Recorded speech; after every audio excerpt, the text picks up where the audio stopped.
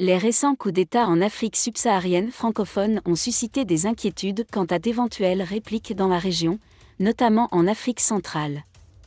Les médias internationaux ont été largement critiqués pour avoir exagéré la fréquence des coups d'État sur le continent, mais les événements récents méritent une attention particulière, a déclaré Jeune Afrique.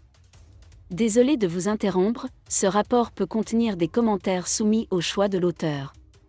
S'il vous plaît, si vous êtes nouveau sur cette chaîne, veuillez vous abonner et activer la cloche de notification. De cette façon, vous serez averti lorsque nous publierons de nouveaux rapports sur cette même chaîne. Merci. Le coup d'État au Gabon mené par Brice Oligui Nguema a particulièrement attiré l'attention des observateurs politiques d'Afrique centrale, qui craignent ses conséquences dans la région.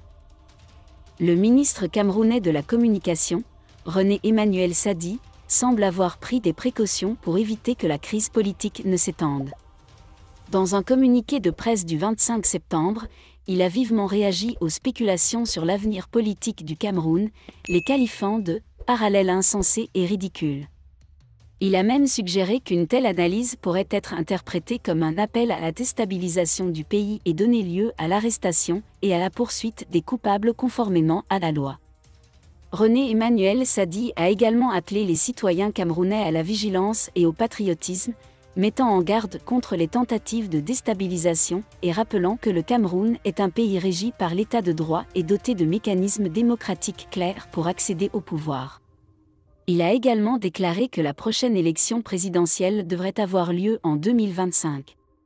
L'attention a également été attirée sur la longévité du pouvoir dans les autres pays voisins du Gabon. Des dirigeants tels que la famille Bongo du Gabon, Théodoro Obiang Nguema Mazogo de Guinée équatoriale, Denis Sassou Nguesso du Congo et Paul Biya du Cameroun ont déjà pris leurs fonctions. Pendant des décennies, certains analystes se sont demandé si un effet domino pourrait se produire. Les descendants politiquement actifs de ces dirigeants pourraient-ils suivre les traces du Gabonais Ali Bongo ?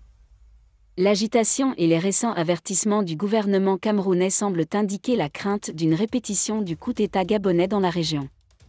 La question reste de savoir si ces précautions suffisent à dissuader d'éventuels putschistes ou si la situation politique fragile en Afrique centrale pourrait devenir un terrain fertile pour des troubles similaires à l'avenir. L'entrée au gouvernement de Paul Atanga Nji a surpris les Camerounais qui connaissaient le profil de cet homme. Des choses inquiétantes sur le ministre de l'administration territoriale du Cameroun ont également été révélées par le soldat américain en exil Patrice Nouma. La seule logique derrière le choix de Béa est donc précisément son manque de logique. Pour mieux comprendre ce que nous allons vous dire, jetez un œil au profil du nouveau ministre de l'administration territoriale. Il s'appelle Atanga Nji. Avant cela, voici ce que 80% des Camerounais savaient de lui. Atanga Nji était un ancien bandit formé au Nigeria. Un résident de Bamenda atteint du CEPE a été incarcéré à 3 reprises à la prison de New Bell et a repris ses activités après sa libération éventuelle.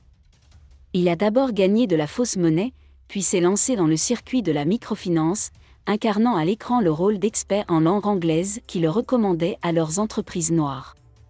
Atanga Nji a alors construit un réseau critique de membres de son entourage qu'il connaissait de l'entreprise et qui seraient, comme auparavant, impliqués dans le projet massif qui a conduit à l'assassinat du camp par le PDG de Vison Kukar, Amougou Belinga et d'autres. Nji se rend compte que s'il veut continuer à vivre dans ce cercle d'argent, il doit signer un contrat satanique. Il est donc devenu gay par opportunisme. Par ce canal également, ses épouses l'amèneront auprès du président de la République avec BYK, où lui assigneront de temps à autre un rôle pour qu'il se présente devant Bija, qui se relaie dans ses fonctions. Ministre chargé de la présidence puis secrétaire permanent du Conseil national de sécurité, CNS. Dans le même temps, son réseau gay a pu fournir à Biya un faux CV qui lui a valu une maîtrise en criminologie d'une université nigériane. Il occupe aujourd'hui le poste très important de ministre de l'administration territoriale, considéré comme réservé aux hommes politiques aguerris. Avec Atanga Nji, on peut désormais penser différemment. Merci d'être resté avec nous jusqu'à ce point, comme toujours pour promouvoir la liberté d'expression. Laissez vos opinions à ce reportage dans la section commentaires ci-dessous. Si vous avez aimé cette vidéo, merci de liker, partager, commenter et surtout vous abonner à la chaîne. Et on se retrouve très vite pour une prochaine vidéo.